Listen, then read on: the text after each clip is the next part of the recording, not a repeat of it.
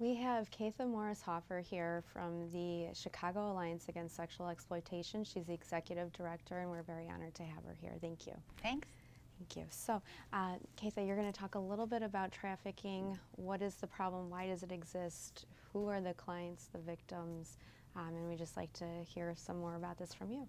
Yeah, well, fundamentally, the reason that sex trafficking exists is because there's a very large population of men who buy sex. I struggle frequently with how to impress upon people that out of all the people who are involved in prostitution, say for every 100 people who are involved in prostitution-related activities, probably 90 of them are customers. Perhaps a couple are pimps and traffickers, and then the rest are the girls and women and also boys and men who are available to be purchased for sex. But overwhelmingly, the reason that sex trafficking exists is because while most men never purchase sex, a significant enough minority of men in our community who have disposable income do purchase sex. Now, the reason sex trafficking exists is because, and I'm going to show you a little picture that I've created. Essentially, this is the problem: men who buy sex. And for every group of men that's about this big, we have about this many women who actually choose to sell sex. Now, this many women aren't enough to meet the demand. What is necessary is a population that is larger than that, something along the lines of this. This is approximately the population of prostituted girls and women that provide the sexual services to this group of men. Now, the difference between this and this is sex trafficking. There just simply aren't enough girls and women who want to engage in prostitution. So there are other people who force and coerce them into selling sex as a means of survival. And this is a very large business. It's for the traffickers, it's very lucrative to have this business and to be in it, and that's my understanding as to why it keeps going as well. Yeah, fundamentally, I think that the best way to think about prostitution overall, and certainly sex trafficking, is to think about it as commercialized domestic violence. While there are women, adult women, who choose to engage in prostitution, the overwhelming majority of girls and women who are in prostitution, who are surveyed and asked, report, first of all, that they were sexually abused as children. Second of all, that if they are adults, they were first engaged in prostitution as children, which meets the federal definition of being a severe, having been victimized by a severe form of sex trafficking. And the overwhelming majority of girls and women, as well as boys and men who are engaged in prostitution, don't want to be in prostitution. But for them, it is their only means of survival. Girls and women and boys and men who are engaged in prostitution are overwhelmingly an incredibly brave, strong, and resilient group of people. Despite the fact that most of them are savvy and wise about humans beyond the average, it is still a phenomenally violent and dangerous enterprise to be engaged in. And overwhelmingly, the girls and women and boys and men who are sold for sex do not see the bulk of the money that is paid for their sexual services. Fundamentally, when you peel back the life circumstances of most people who are involved in prostitution, what you will find is all of the hallmarks that we've come to understand constitute a domestic violence relationship. There is somebody who has power and control over the person who's engaged in prostitution. Frequently, it's someone that the person who is in prostitution has emotional ties to. So it is not someone who is at arm's length from them, but somebody that they have feelings for and affection for. Oftentimes, the people who are engaged in prostitution are surviving through prostitution because they come out of circumstances that you would not wish on your worst enemy. Circumstances of desperate poverty, circumstances of significant family dysfunction. Again, the overwhelming majority of people who are sold for sex are people who were introduced to sex when they were children in relationships of very abusive power and control. And what pimps and traffickers understand is that because there are so many men who are interested in paying for sex, they can meet the demand by making a connection between vulnerable, easily exploited girls and women and the wallets of men, again, who have disposable income and who have not enough regard for the humanity of the people who they sexually violate in prostitution. Can you touch a little bit upon the domestic violence that you spoke about? Mm-hmm. Is it physical, is it psychological, or is it both? It is all those things. As with most women who are in domestic violence relationships, the emotional abuse is a significant part of what they endure. And there is typically also both physical and sexual violation. One of the reasons the emotional and sexual violation and physical violation happens with people in domestic violence situations as well as with people in prostitution is because they lack the resources and connections and support systems that might provide them with the ability to find a different way of living. They don't have the resources and support that they so desperately need in order to envision for themselves a different life.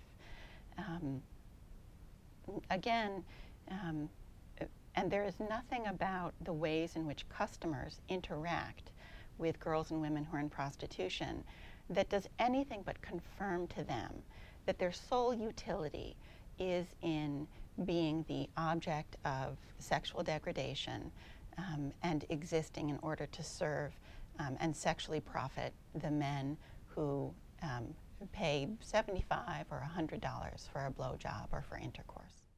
You mentioned that it's hard for these victims, for these children to find a way out, to get information. How can we get them information? How can we help them, help our community make this better and make this problem maybe not go away right now, but with the goal of making it stop? I think the primary thing that we need to do, frankly, is turn our attention to the men who buy sex. For as long as our culture ignores the majority of the people who are involved in prostitution, the customers, and acts as if prostitution itself is inevitable, there will be very little message making its way to those who are sold for sex in prostitution that what is going on and what is being done to them is truly unacceptable.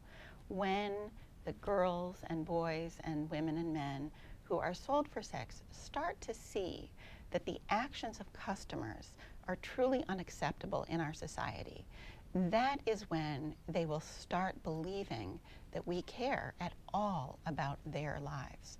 But for as long as we act like the problem with prostitution is limited to those who are in it, who are being sold for it, they will understand that we are ignoring and turning a blind eye to what is really going on, which is that we are continuing to give a green light to all of the mythology that exists around prostitution until we really grapple with the realities that overwhelmingly people who are available to be purchased for sex are doing their best to survive horrible circumstances. And they are surviving through prostitution because so many men use disposable income to pay for an orgasm.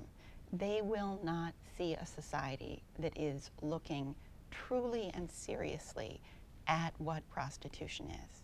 Because again, overwhelmingly, prostitution and sex trafficking are almost entirely about men using extra money to buy sex. This is a problem not of men who are lower income men. this is a problem primarily of middle class, working class, and upper income men. Men like Eliot Spitzer, who for as much as when he was Attorney General of New York State, supported laws against sex trafficking, he truly lived in a community where he understood that people would wink and nod and not really care about men like him purchasing sex. Mm-hmm. And it spans across not just, I guess, class-wise, but also nationally and internationally, too. It doesn't matter on the exact location where you're at. You can see this happen anywhere. Is that? That's right. That's right. Sex trafficking is something that happens to women from every country and nation in the world. It is overwhelmingly something that is done to girls and women who come from desperate circumstances of poverty and other desperation. Poverty alone is not sufficient to produce someone who is vulnerable to be exploited in the sex trade. It tends to be a toxic combination of poverty, circumstance, child sexual abuse, violence, family dysfunction. There are very many factors which go into producing the kind of person who is vulnerable to being exploited in the sex trade. But sadly, girls and women like that exist in every community. In the city of Chicago, research suggests that more than 16,000 girls and women on any given day are engaged in prostitution-related activities. And what we know about them is that they are overwhelmingly girls and women who were born in the United States, although women from other nations and countries are also involved in prostitution and are being sex trafficked, partly because lacking documentation is one social vulnerability. But what we know about the girls and women who are being sold for sex in Chicago is that, again, like in other nations, in other communities, in other countries, overwhelmingly they come from circumstances of desperate economic need. They come from circumstances where they don't have healthy family backgrounds. They don't have connections to resources or communities that can help support them. And they lack people in their lives and a society that says to all girls and women that their value as human beings is substantially greater than whether or not they are deemed useful for the sexual pleasure of men. And your organization, the Chicago Alliance Against Sexual Exploitation, works a lot with these women, with these girls. Can you explain a little bit about what your organization does? There are a number of things that CAASE does. We have a prevention and education department, we have a policy department, and we have a legal services department. And we believe that all three elements are needed to appropriately transform our community's response to prostitution and sex trafficking. There needs to be greater education of the community at large and of youth in particular, so that boys in our community can learn how to grow into men who don't normalize or participate in the sex industry. Our policy department has been working to transform Illinois' legal response to prostitution and sex trafficking. We've passed 6 laws in 6 years that have substantially shifted the way Illinois law responds to prostitution and sex trafficking. The first law we passed made Illinois the very first country in the nation to completely prohibit the criminal prosecution of anybody who was being sold for sex who's under the age of 18. Now think about that. In 2010, Illinois became the first state in the country to say that you could no longer prosecute as a criminal a 16-year-old who was being sold for sex to a man who had extra money and just wanted to get off. The other laws that we've passed have substantially increased the tools that law enforcement have at their disposal to go after customers and pimps and traffickers. And the other laws that we've passed have substantially reduced the punitive measures that our system can inflict on those girls and women and boys and men who are currently being sold for sex. And then our legal services department, we represent, we provide free and comprehensive legal representation to anyone who's a survivor of sexual violation.